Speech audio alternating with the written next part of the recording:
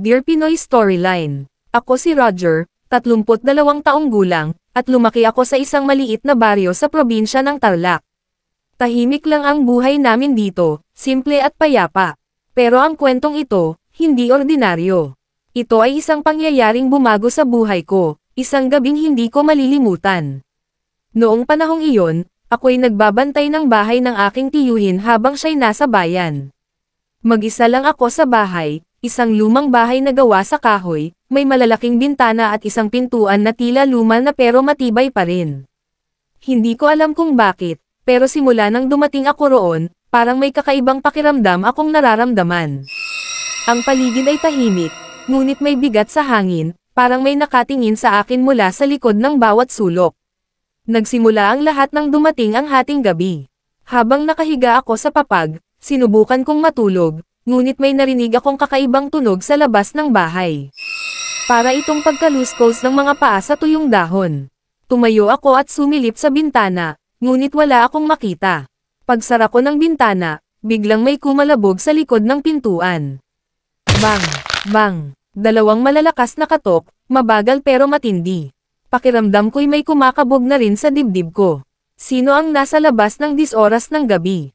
Wala namang sino man ang bumibisita sa ganitong oras sa aming baryo. Sinubukan kong huwag pansinin. Baka hangin lang, o baka hayop lang na napadpad sa tapat ng pintuan. Pero habang pinipilit kong bumalik sa higaan, may narinig akong mabigat na paghinga, hindi mula sa akin, kundi mula mismo sa likod ng pintuan. Pinilit kong kumalma, pero hindi ako makatulog.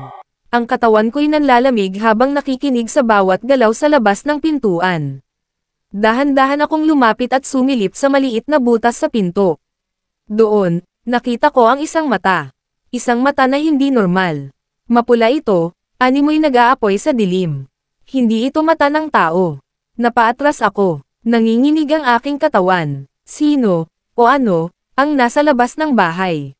Tumahimik ang paligid. Walang tunog, walang ingay. Pero alam kong nandoon pa rin ang nilalang. Pinilit kong huwag kumilos. Huminga ako ng malalim, pero habang nagmamatsyag ako, isang matinding amoy ng dugo ang pumasok sa ilong ko. Mabaho, malansa, parang bulok na karne. Nagsimula akong makaramdam ng pagkahilo, pero hindi ako dapat mawala ng malay.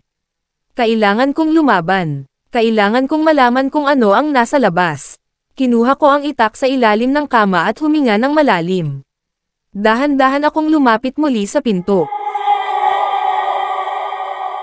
May kumamaw sa kahoy na pintuan, mahaba, matatalim, parang mga kuko ng isang hayop, o ng isang aswang. Nagsimula akong magdasal. Hindi ako sigurado kung ano ang kaharap ko, pero isang bagay ang sigurado, hindi ito pangkaraniwan.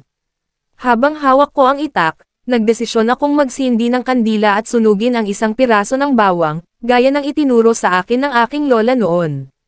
Takot ang aswang sa apoy at sa bawang, aniya. Naramdaman kong unti-unting lumalayo ang amoy ng dugo. Gumana ang bawang. Ngunit hindi ito sapat. Kailangan kong matiyak na hindi na ito babalik. Biglang, may tumawa sa labas. Isang malamig at nakakatindig balahibong halakhak. Ha! Ha! Hindi mo ako matatakasan, Roger. Sa takot at kaba, mabilis akong nag-isip ng paraan.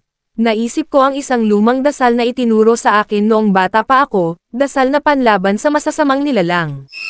Habang binibigkas ko ito, narinig ko ang paggalaw ng anino sa labas.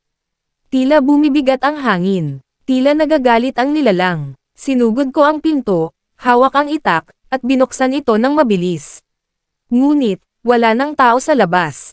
Wala nang aswang. Ang tanging naiwan ay mga malalalim na marka ng kuko sa kahoy na pintuan, at ilang patak ng itim na dugo sa sahig.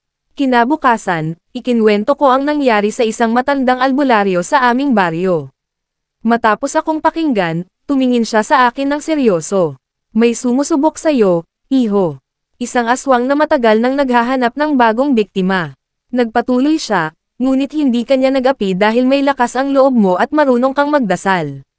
Hindi lahat ay pinalad na makatakas sa ganitong engkwentro. Napaisip ako, totoo nga bang may aswang? O baka isang masamang espiritu na gustong tumagos sa ating mundo? Isang bagay lang ang sigurado, hindi ko na muling bubuksan ang pintuan kapag may kumakatok sa hating gabi.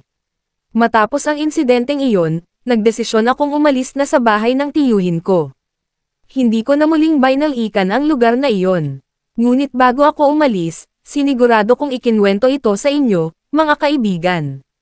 Para kung sakali mang maranasan nyo ito, alam nyo na ang dapat gawin. Huwag kayong basta-basta magbubukas ng pinto sa gabi.